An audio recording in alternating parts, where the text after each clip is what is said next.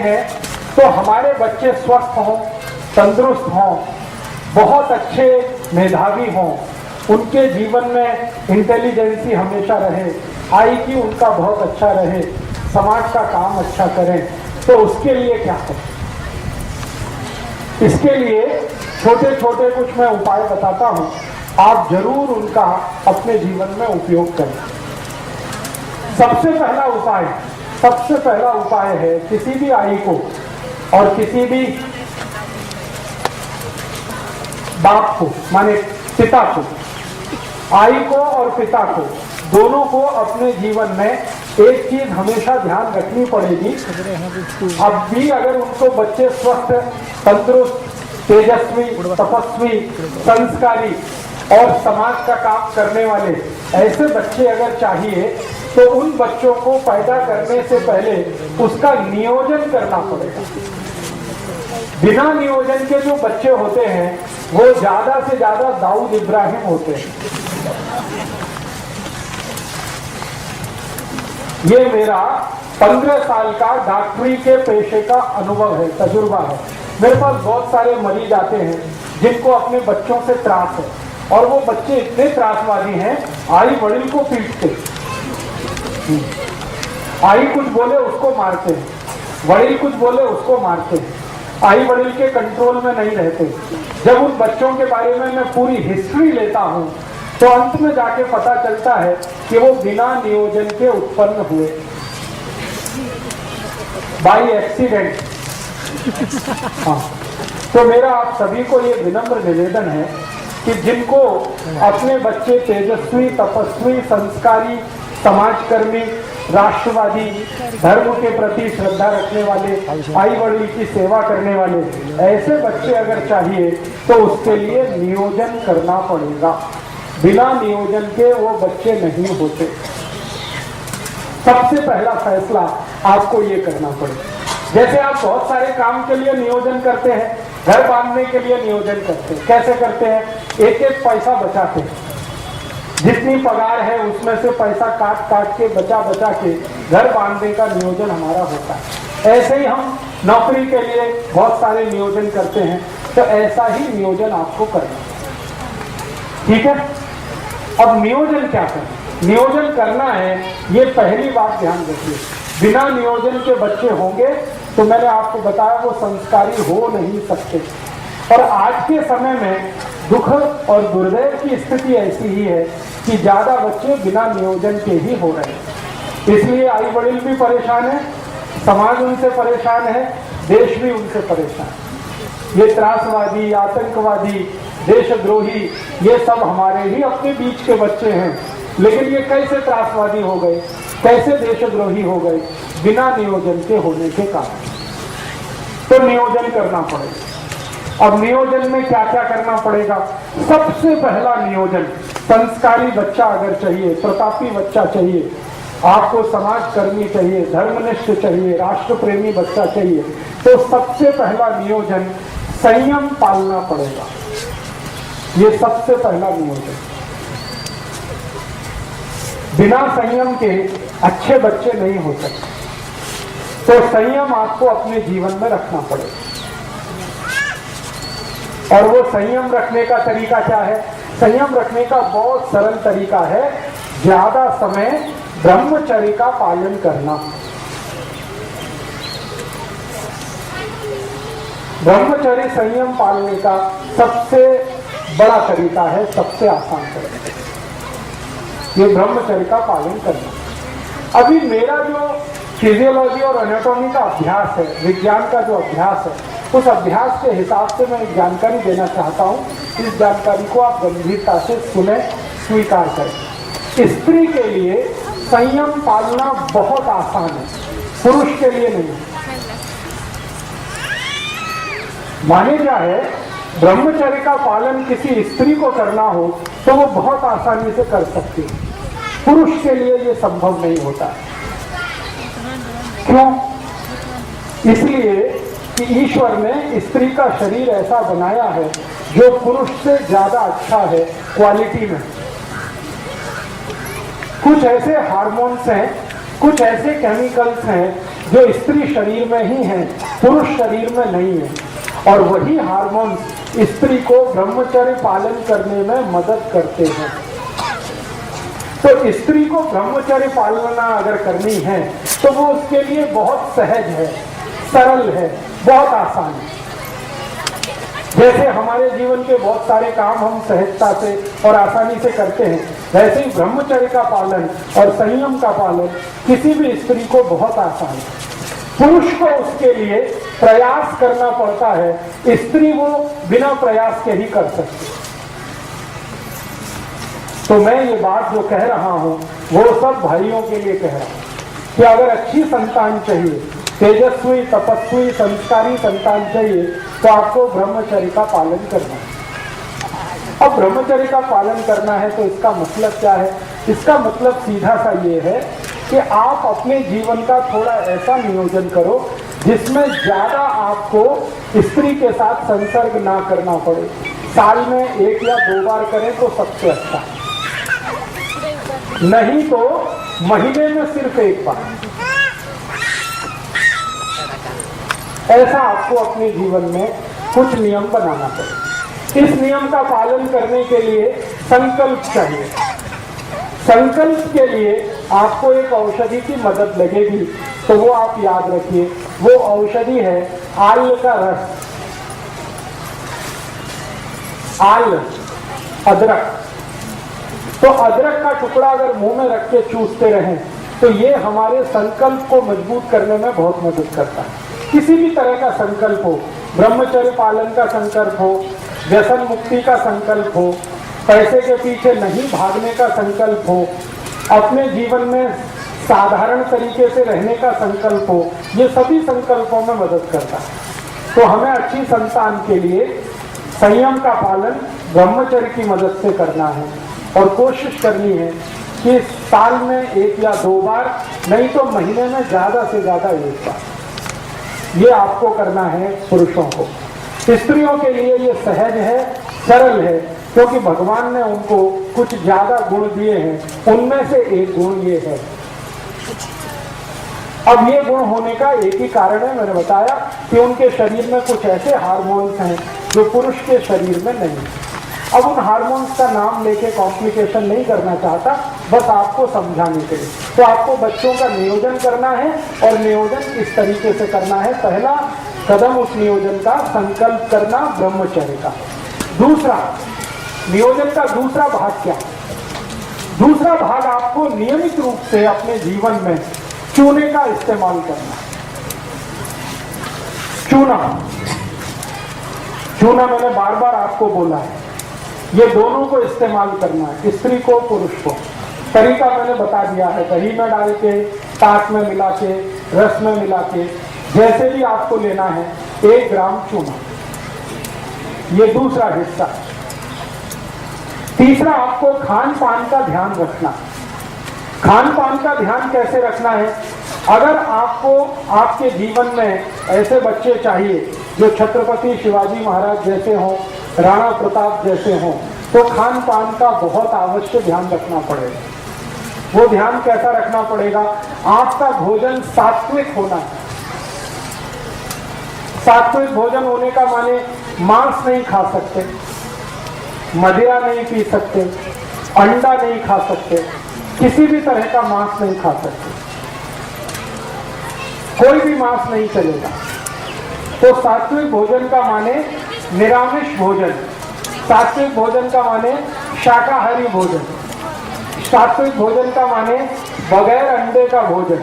ये सात्विक भोजन का आपको अपने जीवन में पालन करना ही पड़ेगा, बिना उसके आपके बच्चे तेजस्वी तपस्वी नहीं होने वाले। तो भोजन करते समय ये ध्यान रखें, मांसाहार का सेवन ना करें, तो शाकाहारी जीवन ज्यादा हो। शाकाहारी जीवन में कुछ चीजों का उपयोग भरपूर करना है, जैसे गाय का दूध, गाय के दूध का दही, दही की ताक, ताक में से निकाली हुई लोनी, लोनी से निकाला हुआ घी, ये ज्यादा उपयोग करना। और जैसे लोनी है ना, लोनी और उसके साथ खड़ी शक्कर, ये नियमित रूप से खाना, दोनों को खाना, पति को भी पत्नी को भी। लोनी, खड़ी शक्कर नियमित रूप से। सूप ना भी खाएं तो चलेगा, लेकिन लोनी और खड़ी शक्कर नियमित रूप से लें। लोनी जो है ना, मक्खन नहीं है, मक्खन अलग है, लोनी अलग है, समझते हैं ना। वो दही में वो चलाते हैं, मराठी में क्या कहते हैं उसको, मथानी, रई, तो रवी चला के जो निकलेगा वो लोनी। मक्खन जो है वो दूध से ही निकाला जाता है सीधे, तो लोनी खानी है, मक्खन नहीं। तो लोनी और थोड़ा सा खड़ी शक्कर नियमित रूप से दोनों पति पत्नी उपयोग करें। कितना लें, मात्रा कितनी हो, कम से कम 25 ग्राम लोनी और 5 से 10 ग्राम खड़ी शक्कर।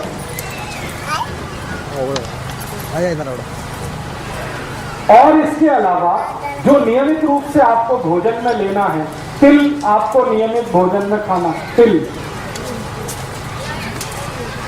मसूर की दाल, मूंग की दाल नियमित रूप से खाना। एक दिवस मूंग की दाल, एक दिवस मसूर की दाल, ऐसे नियमित रूप से खाना। और नियमित रूप से जो फल सीजन वाले होते हैं, जैसे अभी गर्मी का सीजन है, तो गर्मी के सीजन में जो फल हैं उसमें आम सबसे जास्ती है, तो भरपूर आम खाना। थोड़े दिन में सीजन बदलेगा तो फल भी बदलेंगे, तो सीजन वाले जो फल है वो भरपूर खाना।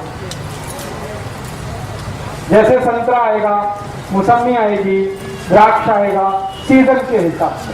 तो अभी आम है, आम के बाद कुछ, फिर उसके बाद कुछ, उसके बाद कुछ, तो ये सीजन वाले फल भरपूर खाना है। और फल कभी भी भोजन के साथ नहीं खाना है, अकेले खाना है। केला हो, दूसरे फल हो, वो भोजन के साथ नहीं, अलग से खाना। जैसे भोजन किया उसके 2 तास बाद या 2 तास पहले फल खाना, या तो फल सुबह सुबह नाश्ते में भरपेट खाना, वो सबसे अच्छा है। और एक चीज नियमित रूप से करनी पड़ेगी कि थोड़ा शरीर श्रम नियमित रूप से हो, पति का भी पत्नी का भी। पति का शरीर श्रम क्या होना और पत्नी का क्या होना, इसके लिए 2 अलग अलग विभाजन हैं हमारे शास्त्रों में। पत्नी के लिए शरीर श्रम ऐसा होना जिसमें पेट का हिस्सा, जिसको गर्भाशय कहते हैं, उसमें बार बार मूवमेंट आए, ऐसा श्रम हमें होना पत्नी के लिए, स्त्री के लिए। तो वो क्या करना है, जैसे वो चटनी बनाते हैं ना, चटनी, तो चटनी अगर मिक्सी में बनाएंगे तो शरीर का श्रम नहीं है, लेकिन हाथ से बनाएंगे तो शरीर का श्रम है। और उसमें सबसे ज्यादा मूवमेंट यूट्रस रीजन का ही होता है, गर्भाशय का सबसे ज्यादा मूवमेंट होता है, तो चटनी हाथ से बनाए। इसी तरह से हाथ काम ज्यादा घर का, कपड़े धोना तो हाथ से धोना, वॉशिंग मशीन से नहीं धोना, चटनी बनाना तो हाथ से बनाना, रोटी बनाना तो हाथ से बनाना। आजकल रोटी बनाने का मशीन आ गया है, इसलिए मुझे ये बोलना पड़ता है, रोटी बनाना तो हाथ से, कपड़े धोना तो हाथ से, चटनी बनाना, ये सब स्त्रियों के लिए। और एक बहुत अच्छा श्रम है, अगर आप सब करेंगे तो बहुत अच्छी संतान आपको होने वाली है। वो श्रम क्या है, चाकी चलाना, क्या बोलते हैं उसको, जाता, यस। जो भी ताई, जो भी आई इसको चला सके दिन में 15 मिनट, जास्ती नहीं, बस 15 मिनट, उसकी संतान सबसे स्वस्थ और सबसे अच्छी होने वाली है। ये चलाने का। अब इसको चलाने से होता है कुछ भी नहीं है, एक ही काम होता है, हमारा जो गर्भाशय का क्षेत्र है उसका सबसे ज्यादा मूवमेंट इसी पोजीशन में होता है जब हम ये चलाते हैं। मैंने थोड़ा अभ्यास किया, अपने पुराने जमाने की जो आई है, जो जाता चलाती है, सबके बच्चे स्वस्थ और तंदुरुस्त। मेरी आई मेरे बारे में बताती है, मेरा और मेरा एक छोटा भाऊ है, हम दोनों का जन्म मेरी आई ने 8 महीने लगातार जाता चलाया। हमारे घर में एक परंपरा है कि जो आटा होता है वो ताजा खाना, तो जाते से ही संभव है वो, बाहर से पिसा के नहीं लाना। तो वो परंपरा के कारण मैं, मेरे भाऊ का दोनों का जन्म हुआ है, और मैं जब से जन्म हुआ बीमार नहीं पड़ता, मेरा भाऊ भी बीमार आसानी से नहीं पड़ता। मेरे घर में मेरी आई को बहुत बार मैंने पूछा, तब उसने ये बताया कि जाता का परिणाम है। मेरा जन्म नॉर्मल डिलीवरी से हुआ, मेरे भाऊ का भी जन्म नॉर्मल डिलीवरी से हुआ, घर में हुआ। मेरी अज्जी ने हम दोनों का जन्म कराया, डॉक्टर को नहीं बुलाया। मेरी अज्जी पढ़ी लिखी नहीं थी, दोनों का जन्म उसने आसानी से करा दिया। वो एक ही कारण, जाता। तो आपके घर में अगर जाता लेके आए बहुत अच्छा है, मिलता है ना अभी। हाँ, बहुत ज्यादा महंगा नहीं है, 50-60 रुपए में या 100 रुपए में मिल जाता है। तो आप उसको नियमित रूप से 15 मिनट, जास्ती नहीं 15 मिनट चलाएं। स्त्रियों के लिए, पुरुषों के लिए शरीर श्रम क्या करना है? पुरुषों के लिए शरीर श्रम सबसे आवश्यक है कि आप थोड़ा दिन अगर चाहते हैं कि स्वस्थ संतान हो तो नागर चलाना।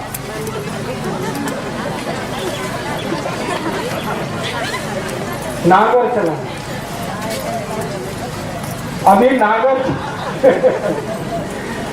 नागर चलाना उनके लिए तो आसान है जिनके पास खेती है और बैल है। जिनके पास खेती नहीं है उनके लिए थोड़ा मुश्किल है। तो उनको क्या करना पड़ेगा?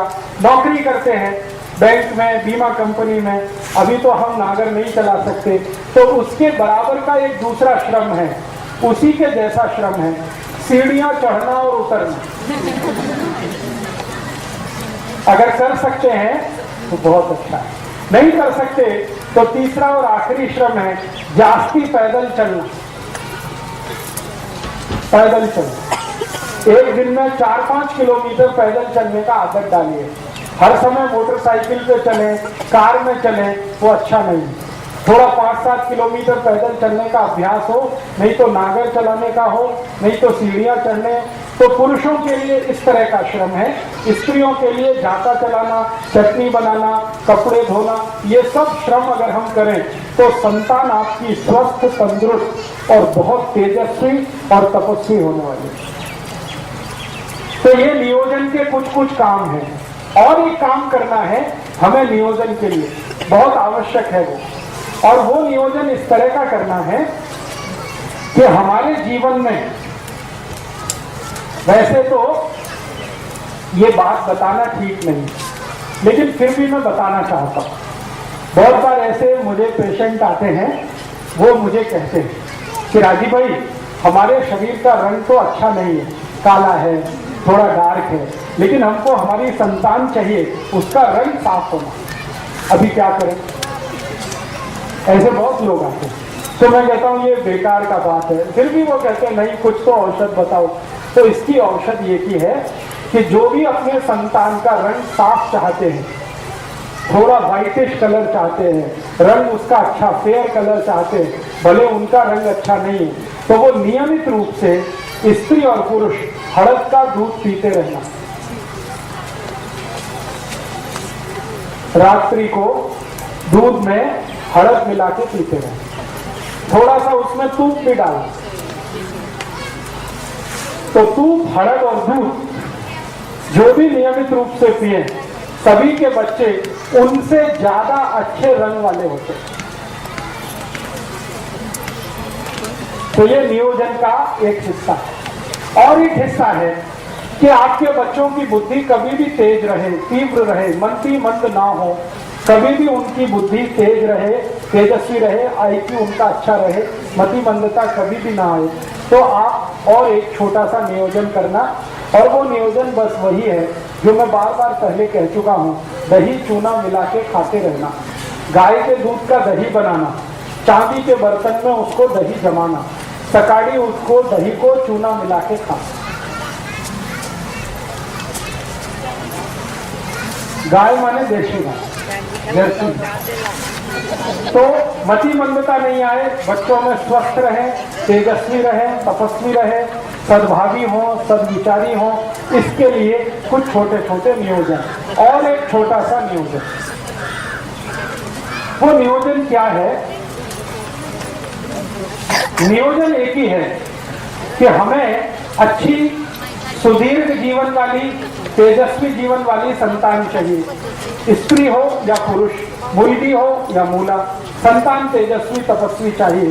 तो एक नियोजन जरूर ध्यान रखना है कि हमारे जो पति और पत्नी हैं वो आपस में जब संसर्ग करें तो पत्नी का मासिक चक्र पूरा होने के बाद, पत्नी का मासिक चक्र पूरा होने के बाद या पत्नी का मासिक चक्र शुरू होने वाले दिन से 10 दिन छोड़कर, पत्नी का मासिक चक्र शुरू होने वाले दिन से 10 दिन बाद और 17 दिन के पहले या 18 दिन के पहले, बीच का ये 7-8 दिन का जो समय है, इसी समय में एक दूसरे के साथ संसर्ग करें तो सबसे ज्यादा तेजस्वी और तपस्वी संतान होगी। पत्नी के मासिक धर्म के शुरू होने वाले दिन को गिनकर 10वें दिन से 18वें दिन के बीच का जो समय है, यही सबसे अच्छा समय है तेजस्वी और तपस्वी संतान का। वही 7-8 दिन का समय है। अब इसमें 2 तरह के दिन आएंगे, एक सम होंगे, एक विषम होंगे। जैसे 10वां दिन सम, 11वां विषम, 12वां सम, 13वां विषम, 14वां सम, 15वां विषम, 16वां सम, 17वां विषम, 18वां सम। तो जो सम दिन है उनमें अगर आप संसर्ग करेंगे तो 99% पुत्र होगा और विषम वाले दिन में संसर्ग करेंगे तो 99% पुत्री होगी। 1% इसमें अपवाद है और वो कहीं भी होता है। तो अगर आपको नियोजन करना है कैसा, अब व्यसन मुक्त युवक संघ में कुछ कार्यकर्ताओं के पास पुत्री है तो पुत्र चाहिए, तो उनके लिए ये माहिती मैं दे रहा हूं। और जिनके पास पुत्र है उनको पुत्री चाहिए, उनके लिए भी ये माहिती दे रहा हूं। सम दिन में जाएंगे तो पुत्र, विषम दिन में जाएंगे तो पुत्र। और एक और माहिती इसी नियोजन के लिए, आप जानते हैं महीने के 2 पक्ष होते हैं, एक शुक्ल पक्ष और दूसरा, तो जो शुक्ल पक्ष है, इस शुक्ल पक्ष के दिनों में अगर आप संसर्ग के लिए जाते हैं तो 99% आपके बेटे या बेटी का जन्म जो होने वाला है वो बहुत प्रतापी, तेजस्वी, लड़ने वाला, भिड़ने वाला होगा। छत्रपति शिवाजी, राणा प्रताप, ऐसे जो हमारे देश में भगत सिंह, ऊधम सिंह, चंद्रशेखर आजाद, ये सब शुक्ल पक्ष वाले लोग हैं। शुक्ल पक्ष आप समझते हैं, जब चंद्रमा लगातार बढ़ता हुआ होता है, और कृष्ण पक्ष उसका उल्टा। कृष्ण पक्ष में जब आप जाएंगे तो अच्छे से अच्छे साहित्यकार, वैज्ञानिक, बहुत बड़े डॉक्टर, इंजीनियर, चार्टेड अकाउंटेंट, ऐसे बच्चों का जन्म होगा। न्यूटन, आइंस्टाइन, जगदीश चंद्र खुराना, हमारे देश के बोस, हमारे देश के ये जो महान लोग साहित्य के क्षेत्र में, विज्ञान के क्षेत्र में, कला के क्षेत्र में आगे बढ़े हैं, ये सब कृष्ण पक्ष वाले लोग हैं। ठीक है। अब शुक्ल पक्ष और कृष्ण पक्ष का चक्कर क्या है? ये चक्कर है चंद्रमा के शरीर पर पड़ने वाली ऊर्जा। आप जानते हैं कृष्ण पक्ष में चंद्रमा नहीं होता और शुक्ल पक्ष में चंद्रमा बहुत तीव्र होता है। चंद्रमा की तीव्रता अपनी नहीं है। आपको मालूम है चंद्रमा का प्रकाश कहां से आया? सूर्य से। तो चंद्रमा की तीव्रता है तो वो उसकी अपनी नहीं है, सूर्य की तीव्रता है। तो आप समझ लीजिए शुक्ल पक्ष में सूर्य की तीव्रता है, तो उस दिन में जो संतान आएगी वो सूर्य जैसी ही होने वाली है। सूर्य कैसा है? जला के सबको राख कर दे, ऐसा। तो राणा प्रताप, छत्रपति शिवाजी, संभाजी महाराज, ये सब ऐसे ही लोग हैं जो शुक्ल पक्ष वाले। और आपको चंद्र पक्ष में, चंद्र पक्ष माने सूर्य का प्रकाश नहीं है, चंद्रमा का प्रकाश है, तो उस समय के नियोजन में जो संतान होगी वो दिमाग वाली होगी, शरीर वाली नहीं, जिसका ब्रेन बहुत चलेगा, इंटेलिजेंसी उसकी कंप्यूटर से जैसी, उससे भी ज्यादा तेज होगी। दुनिया में सारे दिमाग के काम करने वाले लोग चंद्र पक्ष के पैदा हुए और शरीर से लड़ भिड़कर साम्राज्य स्थापित करने वाले लोग शुक्ल पक्ष के पैदा हुए। तो नियोजन आपको करना है, माहिती मैं दे रहा हूं। तो आप तय करिए आपके जीवन में क्या चाहिए। अब एक संतान आपके पास है, मान लो शुक्ल पक्ष वाली, तो एक चंद्र पक्ष वाली जरूर करना, क्योंकि दुनिया में दोनों की जरूरत है। खाली लड़ने भिड़ने वाला ही नहीं चाहिए, विज्ञान की खोज करने वाला भी चाहिए, क्योंकि दोनों से जीवन चलता है। शत्रु से रक्षा करने के लिए है और देश को आगे बढ़ाने के लिए भी है। तो एक संतान शुक्ल पक्ष की, एक चंद्र पक्ष की, ऐसा नियोजन करिए। एक संतान सम तारीख वाली, दूसरी विषम तारीख वाली, ऐसा नियोजन करिए। और बाकी के शुरू के नियम जितने मैंने बताए हैं वो सबको एक साथ पालन करना, ठीक है। इसके आगे और भी बहुत सारे नियम हैं, लेकिन वो इतने बारीक हैं कि मैं बताऊंगा आपके दिमाग में जाएंगे नहीं। अभी जितना बताया है इतने पर आप प्रयास शुरू करें। उसके बाद बारीक नियम अगर जानना है तो एक पुस्तक मैंने लिखी है, भागवत जी के सूत्र पर 3 पुस्तकें मैंने लिखी है। स्वदेशी चिकित्सा भागवत अष्टांग हृदय के आधार पर भाग 1, 2, 3 बारीक बातें हैं, उनसे पढ़ सकते हैं। मोटी जितनी बात है वो मैंने आपको बताई। तो ठीक है, मैंने कुछ माहिती दी है, आपके समझ में आई है कुछ? तो बहुत अच्छा। अगर आप ये समझ पाएंगे तो बहुत अच्छा है। एक बात को मैं फिर रिपीट करता हूं, इसको हमेशा याद रखिएगा कि आपकी संतान अच्छी हो, तेजस्वी हो, तपस्वी हो, तो खान पान में जितने नियम बताए हैं एक बराबर याद रखना। लोनी और खड़ी शक्कर ये रोज खाना। लोनी आप समझते ही हैं, खड़ी शक्कर आपको माहिती है। लोनी और खड़ी शक्कर रोज खाना, दोनों को खाना, पति को भी पत्नी को भी। जी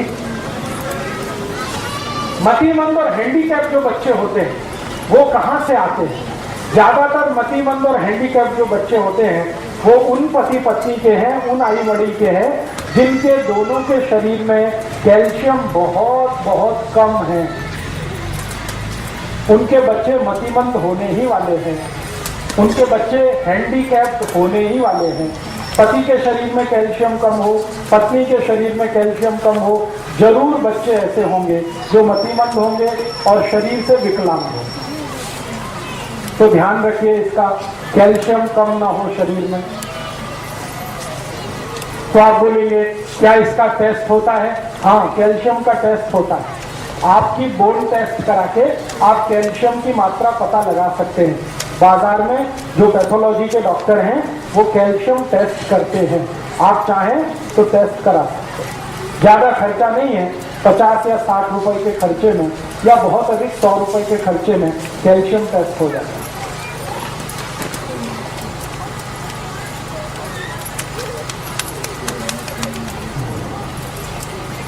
बहुत ज़्यादा कुछ नहीं, बहुत ज़्यादा। महाराष्ट्र में कोंकण अकेला एक बेल्ट है जहाँ के बहुत तीव्र बुद्धि के बच्चे होते हैं। उसका कारण है, और कोंकण बेल्ट के सभी बच्चों की आंखें दुनिया में सबसे सुंदर है। किसी की इतनी सुंदर आंखें नहीं है जो कोंकण पट्टी के बच्चों की आंखें हैं। उसका कारण मैं बताता हूँ। कोंकण पट्टी के बच्चे, आप जानते हैं कोंकणस्थ, जिनको हम कहते हैं मराठी में कोंकणस्थ, ये कोंकणस्थ लोग दुनिया में इंटेलिजेंसी में सबसे ऊपर है। इनका जब आईक्यू टेस्ट होता है ना, दुनिया के सारे देश, अमेरिका, जर्मनी, जापान, फ्रांस, दुनिया के देशों में इनकी आईक्यू सबसे ऊंची है। कारण पूछो आप, कारण उसका एक ही है कि कोंकण पट्टी की जो मिट्टी है ना, वो उसकी विशेषता है। कोंकण की मिट्टी आप देखो लाल रंग की है, देखा? लाल रंग की मिट्टी है। लाल रंग की मिट्टी में जो धान उत्पन्न होता है उसमें कैल्शियम और आयरन सबसे ज्यादा,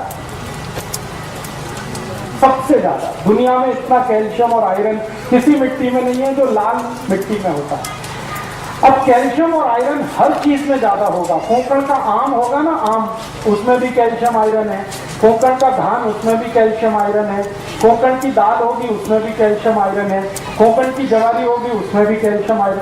तो ये कैल्शियम और आयरन से भरपूर जो कुछ वो खाते हैं उसका परिणाम से, और मिट्टी में होने वाले कैल्शियम और आयरन से, लाल मिट्टी दुनिया में जहां भी मिलेगी उसमें भरपूर कैल्शियम और आयरन है, और कोंकण की मिट्टी में कैल्शियम आयरन सबसे ज्यादा है। इसलिए वहां की संतानें दुनिया में सबसे तीव्र बुद्धि मानी जाती है। तो ये बात समझ में आई कोंकण की। तो आप कहेंगे हम भी कोंकण में रहिए, लेकिन आप में परिवर्तन आएगा 2 जनरेशन के बाद। अभी तुरंत नहीं आएगा, 2 जनरेशन आपकी निकल जाएंगी, 3rd जनरेशन में ये परिवर्तन आ जाएगा, अगर कोंकण में आप रहते हैं तो।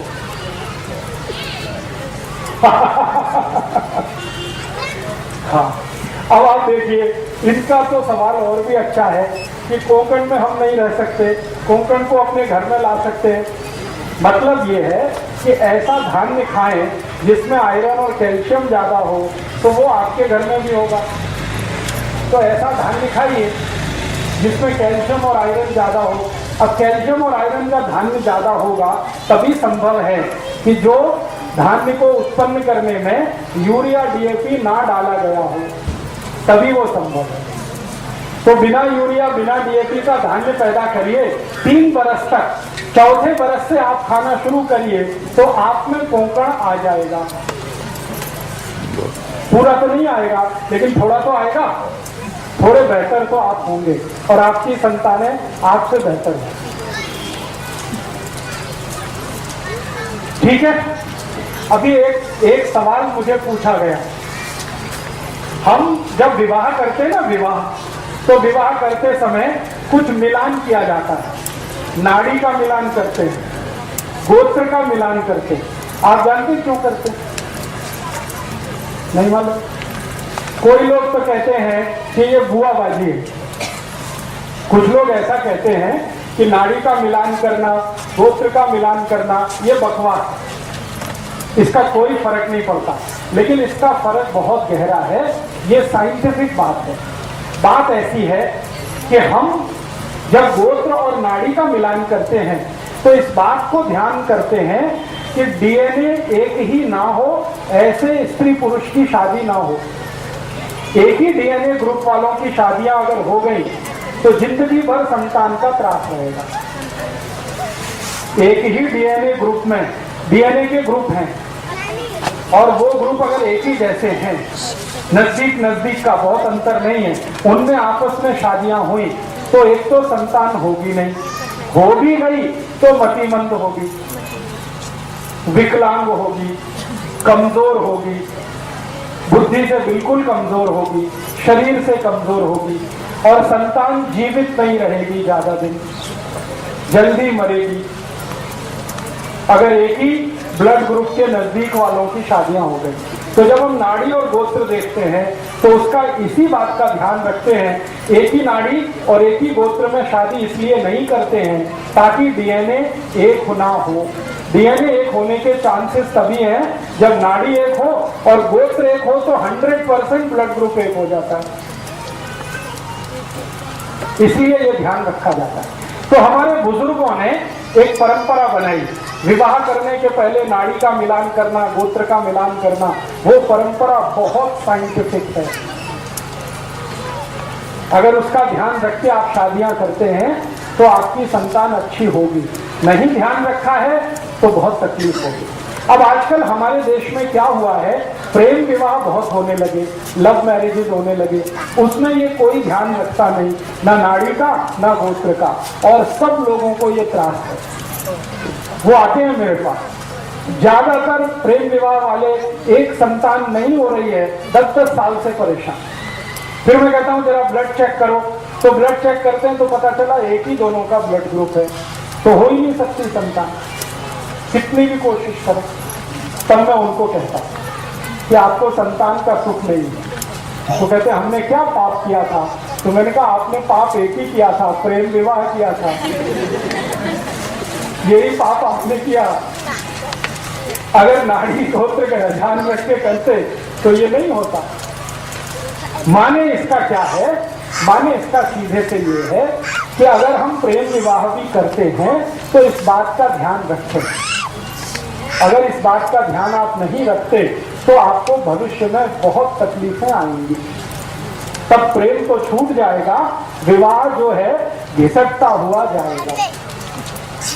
ये जो प्रेम है ना, ये ज्यादा दिन टिकता विकता नहीं है, क्योंकि ये आवेग जैसा होता है, ये इम्पल्स है।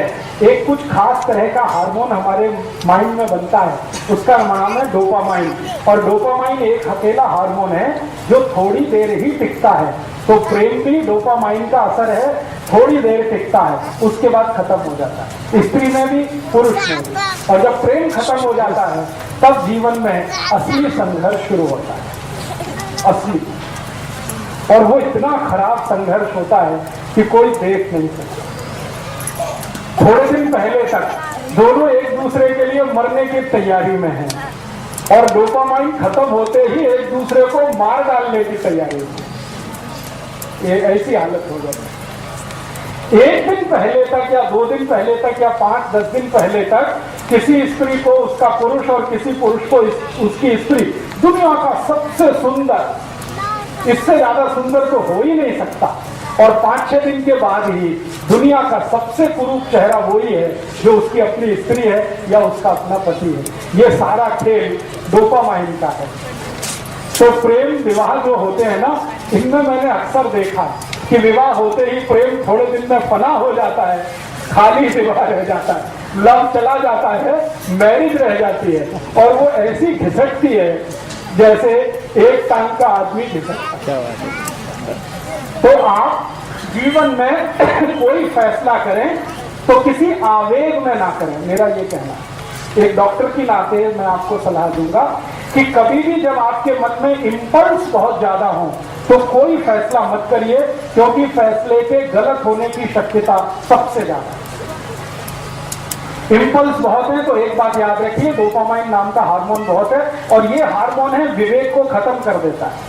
विवेक काम ही नहीं करता, विवेक काम नहीं करेगा, फैसला गलत होगा।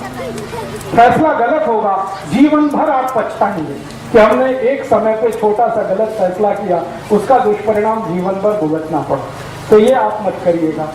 प्रेम करिए, लेकिन विवाह करने से पहले इन बातों का ध्यान रखिए। मैं ये नहीं कहता कि प्रेम मत करिए, प्रेम तो बहुत आवश्यक है जीवन को आगे बढ़ाने के लिए, ले जाने के लिए, लेकिन प्रेम का आवेग खतरनाक है।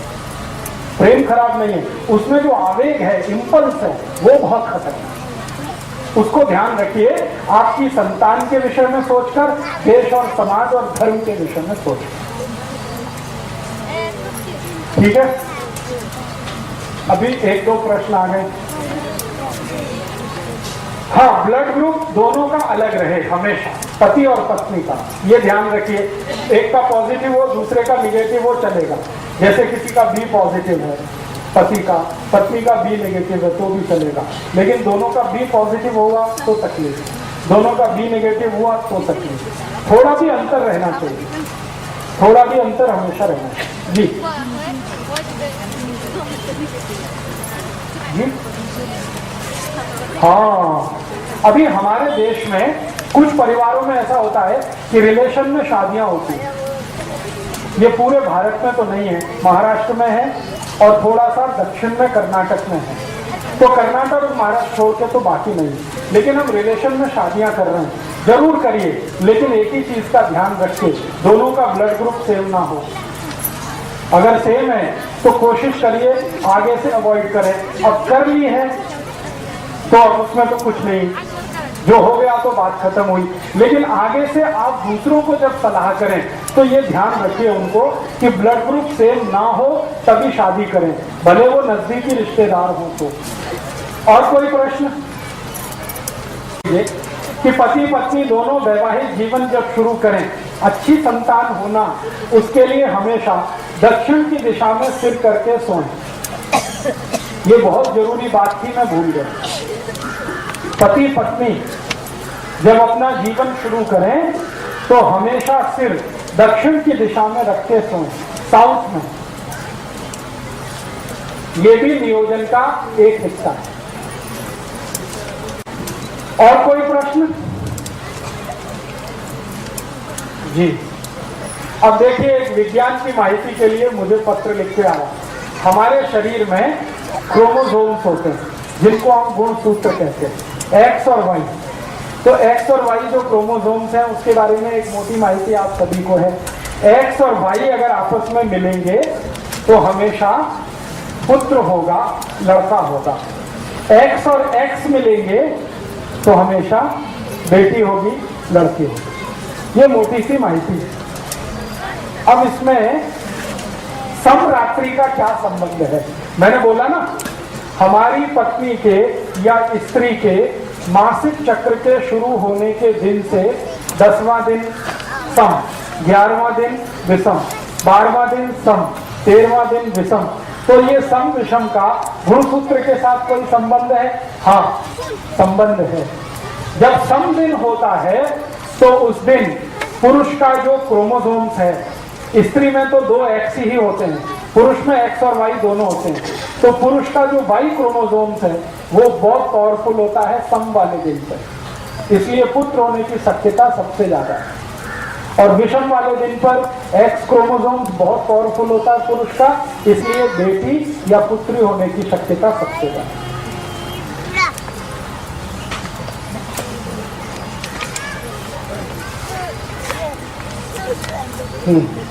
अब देखिए, एक बहुत अच्छा सवाल है, वो सबके लिए मैं बोलना चाहता हूँ। स्त्रियों को जब मासिक पारी आती है ना, तो घर के जो पुराने बुजुर्ग हैं वो बहुत सारे कड़क नियम पालन करवाते हैं।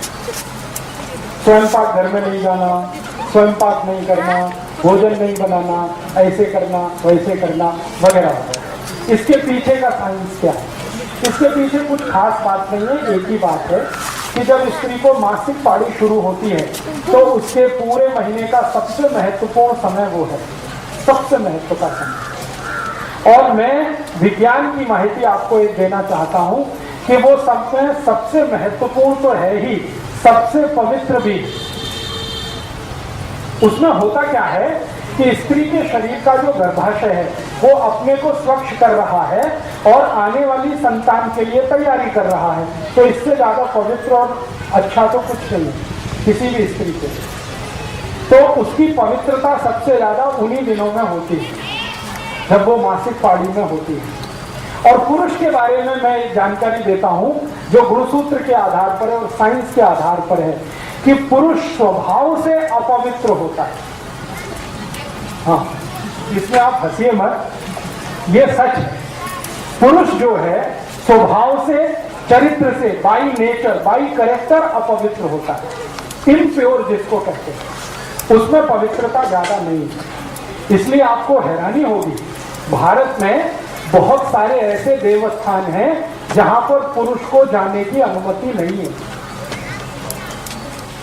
वो ये कहते हैं कि आपको देवस्थान में पूजा करनी है, अपनी पत्नी को लेके आओ।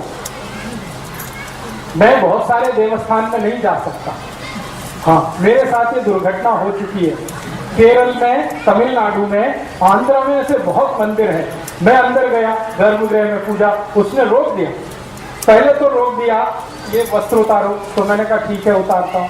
फिर धोती पहनो, धोती माने लुंगी पहनो, मैं वो भी पहन लिया। फिर उसने पूछा आपका विवाह हुआ? मैंने कहा नहीं हुआ, तो आप अंदर नहीं जा सकते। हाँ, मैं पूछा भाई क्यों नहीं जा सकता? उसने कहा आप पवित्र नहीं। हाँ, तो पहली बार मेरे जीवन में मैंने सोचना शुरू किया कि मैं पवित्र नहीं हूं। तो बाद में मैं वहां से लौट आया तो मेरे जो बहुत सीनियर गुरु हैं जिन्होंने मुझे चिकित्सा और ये सब सिखाया, क्योंकि मैं तो टेक्नोलॉजी का आदमी हूँ, इंजीनियरिंग फील्ड का, लेकिन चिकित्सा मैंने सीखी। तो जिन गुरुओं ने मुझे सिखाया, मैंने उनके सामने ये प्रश्न किया कि मंदिर का पुजारी कहता है मैं पवित्र नहीं हूँ। पवित्र तब होता हूँ जब मेरा विवाह होता है, पत्नी साथ होती है। तो मेरे जो सबसे बड़े गुरु थे उन्होंने कहा कि पवित्रता स्त्री में ही होती है, पुरुष में नहीं होती। और उसका कारण ये है कि हर महीने उसका शरीर अपने पुराने कचरे को निकालकर नया धारण करता है, पुरुष में ये नहीं होता। इसलिए मासिक पारी के दिनों का जो समय है वो सबसे पवित्र है। इसलिए कहा यह गया है कि इस पवित्र समय को फालतू के काम में बर्बाद नहीं करना। फालतू का काम क्या? स्वयं पाक करना, रोज होता ही है वो तो। फालतू का काम क्या? झाड़ू लगाना, पोछा लगाना, ये तो रोज चलता ही है। उन 4-5 दिनों में ज्यादा से ज्यादा क्या करना? ऐसा काम करना जो पवित्र ही है, जैसे ईश्वर का ध्यान करना, भजन करना, मन में थोड़ा सा संवाद करना अपने से, ईश्वर से। इसके लिए थोड़े फालतू कामों से समय को रखना बाहर। इसके लिए ये कहा गया कि दिन के जो सामान्य काम हैं वो उन 4-5 दिनों में नहीं करना। अब हुआ क्या? हमारे घर वालों ने इसका इंटरप्रिटेशन उल्टा कर दिया। इसका इंटरप्रिटेशन क्या कर दिया? ये खराब है, ये पवित्र है, वहां कोने में बैठ जाओ, किसी को छूना नहीं, किसी को ये करना नहीं। ये फालतू बातें हमारे घर में घुस गई क्योंकि हमने विज्ञान को छोड़ दिया, खाली परंपरा को ले लिया। तो मेरा आपको ये कहना है कि मासिक पाड़ी के जो भी 4-5 दिन हैं वो सबसे महत्व के दिन हैं, सबसे पवित्र दिन हैं। उनमें सबसे अच्छा काम करना चाहिए। तो जो काम आपके नॉर्मल रूटीन में नहीं हो रहा है वो उन दिनों में आप करिए। जैसे डेली के रूटीन में आपको बहुत समय स्वयं पाक में जाता है, वो 4-5 दिन आप स्वयं पाक के समय को बचाकर आपके ईश्वर के ध्यान का समय, आपके प्राणायाम का समय, आपके साधना के समय में लगे। इसके लिए वो समय थोड़ा खाली रखिए। और पुरुष को कहा गया है कि वो परेशान ना करे अपनी पत्नी को और स्त्री को उतने दिनों में, क्योंकि मैंने कहा ना, संयम स्त्री ही पालती है, पुरुष के बस की बात नहीं है। तो अक्सर पुरुष के संयम टूटते हैं, तो वो उन दिनों में तो संयम को कठोरता से पालन करे, ऐसा हमारे आयुर्वेद में निर्देश दिया गया। तो मासिक पाड़ी के समय सीना नहीं, फिरोना नहीं, ये काम नहीं करना, ये काम नहीं करना। इसके पीछे का अर्थ एक ही है कि आपका ये समय बचाकर थोड़ा ध्यान, थोड़ा प्राणायाम, थोड़ी समाधि की स्थिति में रहना। 4-5 बोल सकते हैं धीमे स्वर में। धीमे स्वर में माने मध्यम स्वर में। एक तो ओंकार हम करते हैं तीव्र स्वर में, वो मासिक पाड़ी के बाद के दिनों में करिए जब पाड़ी पूरी हो जाए। लेकिन पाड़ी के समय में आप ओंकार जरूर बोल सकते हैं मंद स्वर में, ज्यादा हाई पिच पे नहीं। ज्यादा हाई पिच पे कुछ भी नहीं करना, सब कुछ मंद स्वर में करना, क्योंकि उस समय शरीर की ऊर्जा बहुत तीव्र होती है, अग्नि बहुत तीव्र होती है, और ओंकार बोलने से भी अग्नि और तीव्र होती है। तो ओंकार मध्यम स्वर में बोलना। नहीं तो उस समय सबसे अच्छा शीतलीकरण प्राणायाम, शीतलीकरण समझते हैं, जीभ को बाहर निकाल के गोल कर, ये सबसे अच्छा है। शरीर को त्रास देने वाला कोई आसन ना करें। एक आसन उस समय जरूर करें, उसका नाम है मकर आसन। मकर आसन समझते हैं? पेट के बल लेटना और हाथ को ऐसे करके, और आपका ये चिन पोर्शन है, ये हाथ पे रख के पांव दोनों ऐसे ऐसे लेटना, ये सबसे अच्छा आसन है मकर आसन। फिर शीतलीकरण, फिर अनुलोम विलोम, ये प्राणायाम आपके लिए बहुत ही अच्छा है।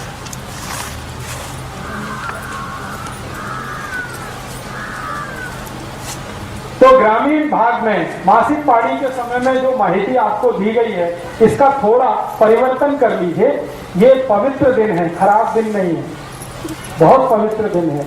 और शरीर से जो निकल रहा है रक्त, वो भी खराब नहीं, बिल्कुल खराब नहीं। ये हम कहते हैं ना रक्त बहुत खराब है, बिल्कुल खराब नहीं। शरीर में जितना रक्त है और उसमें जितनी शुद्धि है, लगभग उतना ही शुद्ध वो है। वो इसलिए बाहर निकल रहा है कि उसकी जरूरत नहीं है। अभी नया रक्त निर्माण होगा, वो 1 महीने तक शरीर में रहेगा, फिर उसकी जरूरत नहीं रहेगी तो वो निकलेगा, फिर नया निर्माण होगा। तो हर महीने नया निर्माण हो, इसके लिए पुराना स्थान खाली करने के लिए वो रक्त बाहर निकलता है। वो अशुद्ध रक्त है इसलिए निकलता है, ऐसा नहीं।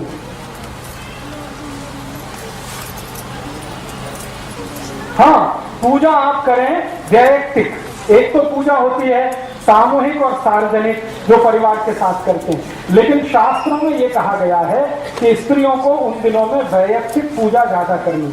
वैयक्तिक पूजा माने अपने लिए ध्यान, अपने लिए प्राणायाम, अपने लिए योगासन, अपने लिए वो सब साधना की स्थिति।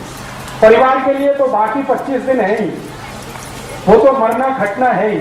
ये 5 दिन तो उसके अपने हैं, इसके लिए वो उसको कहा गया।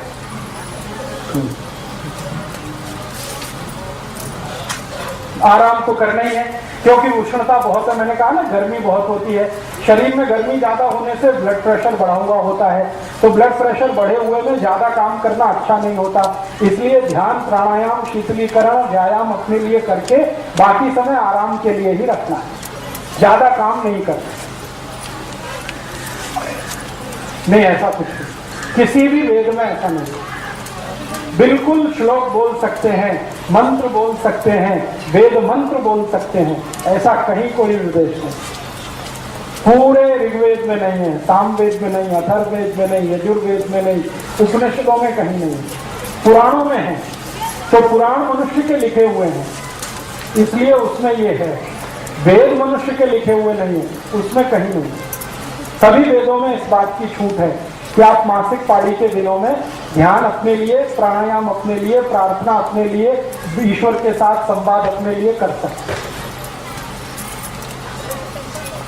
बस ध्यान इतना ही रखना है कि चूंकि उन दिनों में हीट बढ़ी हुई है, हीट बढ़े हुए होने के कारण ब्लड प्रेशर बढ़ा हुआ है, बीपी बढ़े हुए के कारण काम नहीं करना अच्छा होता है, आराम करना ही अच्छा होता है।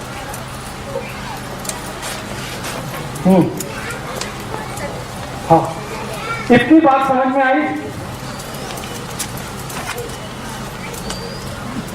जी?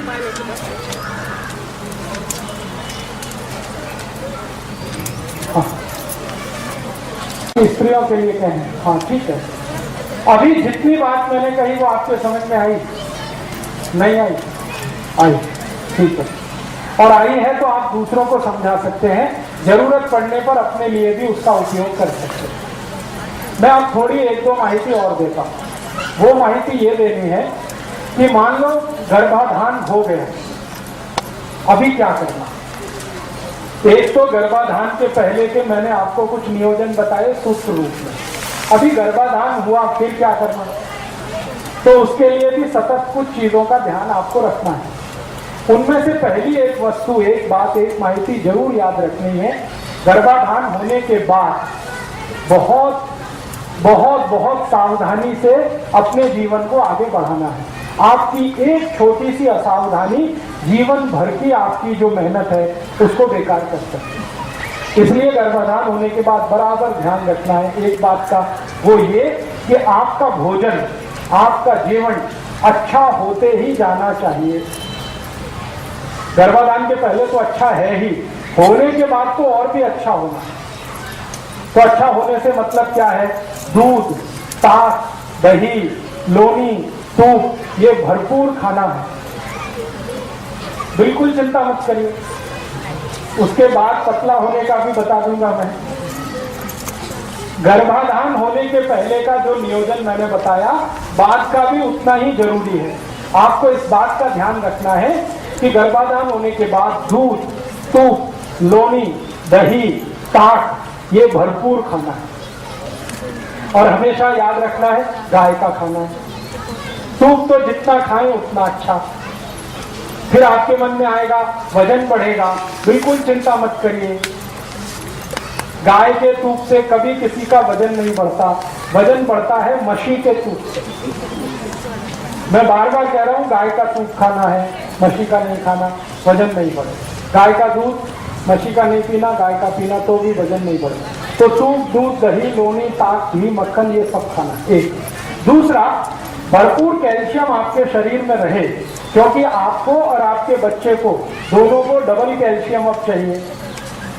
तो चूने की मात्रा लगातार खाती रहनी है, बढ़ा दिए तो और ही अच्छा है। दही में, ताक में चूना बराबर खाते रहना।